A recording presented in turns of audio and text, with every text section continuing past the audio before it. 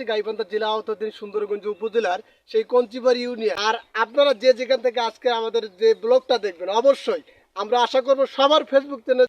আর আজকে এমন একজন উদ্যোক্তার কাছে আমরা হাজির হয়েছি, সেটা হয়তোবা সে বিষয়ে একটু যদি জানার চেষ্টা করি তাহলে আপনারা হয়তোবা অনেক আনন্দিত হবেন। আমরা যে জায়গায় রয়েছি এখন, সে জায়গাটা হচ্ছে লাউ চাষের জায়গা।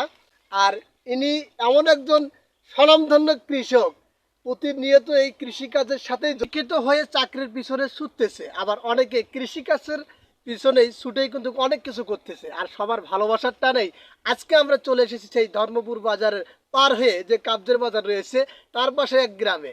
আর সে গ্রামে আসার পরেই আমরা দেখতে পেয়েছি তার যে স্লোগান একটা রয়েছে গ্রামবাসীর পক্ষ থেকে, সেটা হচ্ছে কি, সে অনেকদিন আগ থেকেই কৃষিকাজে জড়িত। আর কৃষিকাজকে এতটাই ভালোবাসে সে, তার ভালোবাসার লগ্ন থেকেই আজকে তিনি একজন স্বনামধন্য কৃষক হিসাবেই তার গ্রামে পরিচিতি লাভ করেছে। সফল একজন উদ্যোক্তা যখনই হয়, তার জনপ্রিয়তাটা, তার ভালোবাসাটা সবার মাঝেই ছড়িয়ে পড়ে। আর আজকে যে সফলভাবে একজন কৃষক হিসাবে তার গ্রামে লাভ অর্জন করেছে, আর ভালোবাসার যে টানে সবার প্রিয়তম একজন মানুষ হয়েছে, তার যে ভালোবাসাটা কতটুক তাহলে জানার চেষ্টা একটু হলেও আমরা সবাই মিলে করতে পারি। আর জানতে গেলেই কিছু না কিছু দেখতে হবে, কিছু না কিছু দেখেই হয়তোবা তার বিষয়ে জানতে হবে। আর যে প্রজেক্টে আজকে আমরা দাঁড়িয়ে আছি, সেই প্রজেক্টের যিনি মালিক তিনি হচ্ছে মোহাম্মদ দুলামিয়া। আর দুলামিয়ার যে কাজকর্মেই সব দিক দিয়েই ভালোবাসা ছিল, আর ভালোবাসা আছে বিদায় আজকে কৃষিকাজে এগিয়ে গিয়েছে। আর যার যে প্রজেক্টে আমরা আজকে এসেছি, সে প্রজেক্ট একটু ঘুরে ফিরে আপনাদেরকে দেখাবো। আপনারা চেষ্টা করেন দেখার, তাহলে হয়তো আমরা দেখতে পারবো যে আজকে যে লাউয়ের প্রজেক্টে আমরা এসেছি, সেই লাউয়ের প্রজেক্টে যখন শুরু থেকেই গ্রামবাসীর কাছ থেকে আমরা শুনেছিলাম যে প্রথম দিন থেকে শুরু করে আজকে চতুর্থ, পঞ্চম বা সপ্তম দিনেও যে লাউগুলো প্রতিনিয়ত তুলতেছে, আমাদের মাঝে উপহার দিতেছে, আসলে অনেক ভালো।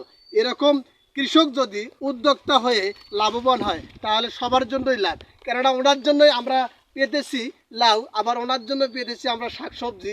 আর এই ভালোবাসাগুলো যদি তার ভিতরে না থাকতো, আসলে কৃষিকাজে উদ্যোক্তা হতো না। এজন্যই আমি অনুরোধ করব যে ভাইয়েরা পড়াশোনা শেষ করে এখন পর্যন্ত বাসায় বসে আছেন, তারা যেন কোনো হচ্ছে মশুর রহমান। দুলা হচ্ছে দুলা চাচা হচ্ছে আমার জ্যাঠো হয় উনি সম্পর্কে।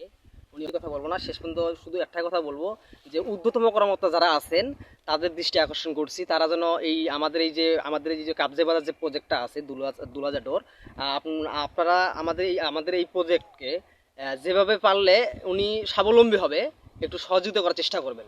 সেই দুলা চাচার আজকে লাউয়ের প্রজেক্টে আসার পরে তার যে ভাতিজার দেখা পেয়েছিলাম, তার কথাই কিন্তু আসলে আমি মুগ্ধ হয়েছি।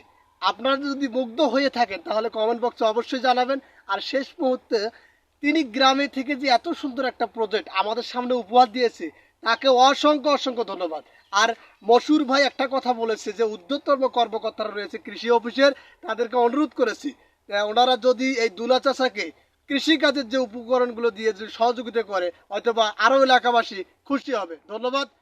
সেই দেখতে দেখতে মাঝ পর্যায়ে চলে এসেছে আমাদের চাচা, আর তাকে নিয়েই আমরা শুনবো তার লাউয়ের যে চাষের কিছু কথা। আর কিছু কথার মাঝেই সবকিছু পরিচয় নিয়ে আমরা আবারও চলে যাব শেষ মুহূর্তে। চাচা ভালো আছেন? আলহামদুলিল্লাহ। আপনি কোথা থেকে আসলেন? বাড়ি থেকে আসলাম। আমরা একটু আগে আপনার খোঁজেই কিন্তু আপনার বাড়ির দিকে গিয়েছিলাম। আমি গোসল করে দিয়েছিলাম তো। আচ্ছা দর্শক, আসলে আজকে যেহেতু শুক্রবারই দিন, সবাই আমরা জুম্মায় যাব। আর তিনিও সেই জুম্মায় যাওয়ার আগের যে প্রস্তুতিটি, সেই প্রস্তুতি ব্যস্ত ছিল। আর যেহেতু আমরা চাচাকে প্রজেক্টের দেখতে পেয়েছি, তার সাথে কিছু কথাবার্তা শুনে চলে যাবো। আচ্ছা চাচা, এই যে লাউ চাষ যেহেতু হতেছে, কতদিন থেকে আপনার এই চাষাবাদ? আমার তো লাউ আবাদ আশ্বিন মাস আগ থাকি, প্রায় ভাদ্র মাস থেকে আর কি। আচ্ছা, এ যাবো তো কতগুলো লাউ আপনি বিক্রি করেছেন? লাউ 800-900। আচ্ছা, এই লাউগুলো কতদিন পর পর উঠান? 2 দিন 3 দিন পর পর। আচ্ছা, 800-900 লাউয়ের মধ্যে কত টাকা ইনকাম আসছে আপনার?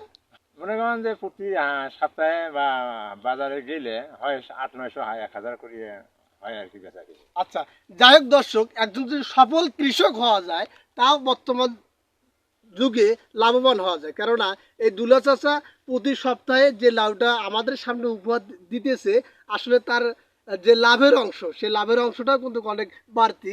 এজন্যই উদ্যোক্তা হতে গেলে শিক্ষা গ্রহণ করার পরেই বসে না থেকেই উদ্যোক্তা হওয়াটাই উত্তম। তা আমরা দুলা চাষার জন্য দোয়া করব।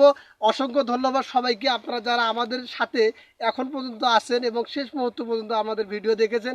আর যদি ঊর্ধ্বতন কর্মকর্তা তার ভাতিজা তার জন্য রিকোয়েস্ট করেছে যে যদি কৃষি অফিসের কর্মকর্তারা